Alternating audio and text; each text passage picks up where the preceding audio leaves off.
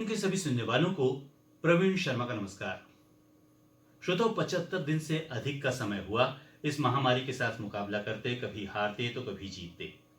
आज इस बीमारी का खौफ भले ही हमारे मन में कुछ हल्का हो गया हो, लेकिन इस बीमारी का असर बरकरार है वातावरण में।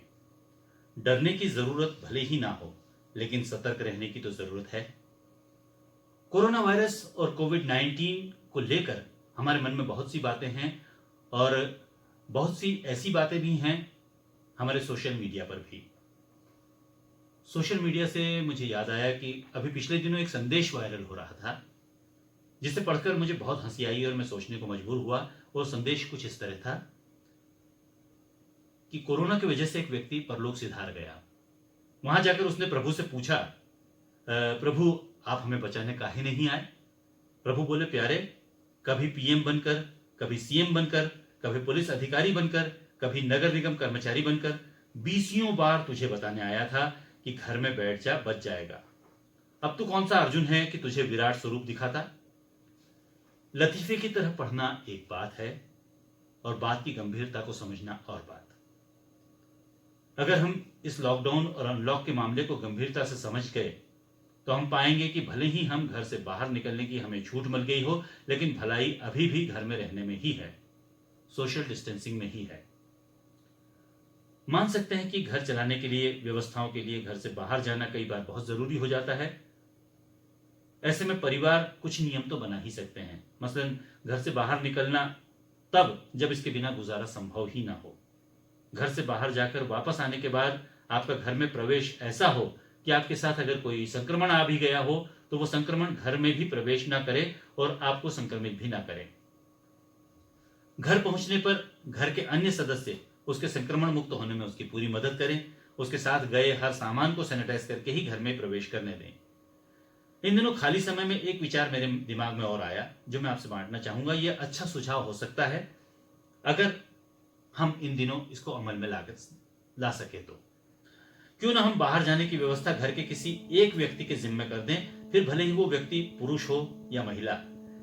इसमें एक चीज और की जा सकती है, घर के किसी न किसी सदस्य को नौकरी के लिए, व्यवसाय के लिए दुकान खोलना हो, बाहर जाना ही पड़ता है।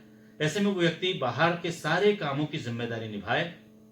पहले हम कहते थे कि परिवार के सभी सदस्य मिलजुल कर घर गृहस्थी के बाहर के सारे काम करें। यदि पुरुष नौकरी व्यवसाय के लिए बाहर जाते हैं तो महिलाएं बिजली बिल या ऐसे ही बाजार के काम निपटा लें। लेकिन इन परिस्थितियों में बाहर जाने वाले व्यक्ति जितने कम होंगे, संक्रमण की दर भी उतनी ही कम होगी। तो बाहर जाने के लिए परिवार के जितने सदस्य कम होंगे, संक्रमण घर में आने की संभावना उतनी ही कम हो जाएगी। तो ये एक सुझाव हो सकता है। लेकिन एक ही व्यक्ति हर बार घर के काम के लिए बाहर जाए तो पूरी तरह सैनिटाइज होकर घर में वापस आए, क्योंकि एक ही व्यक्ति बाहर जाएगा तो उस अकेले का संक्रमण हटाना, उसे सैनिटाइज करना आसान होगा, बजाय घर के सभी सदस्यों के। घर से बाहर निकलने वालों में बच्चे, बुजुर्ग ना हो, इस बात का ख्याल हम सभी को रखना है। शासन के निर्देश भी कुछ इसी तरह के हैं।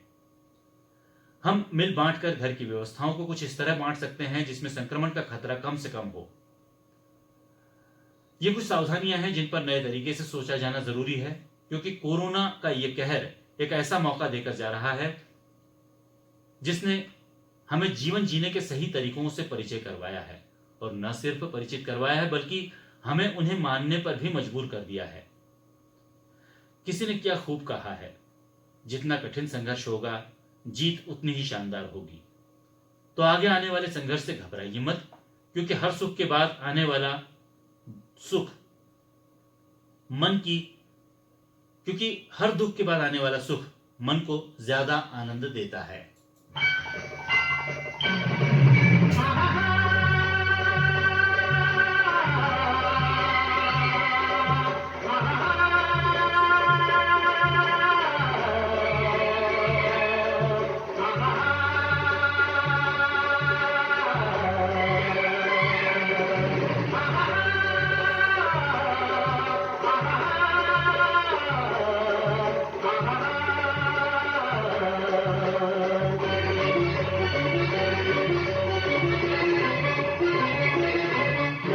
गगन ये समझे चांद सुखी है, चंदा कहे सितारे।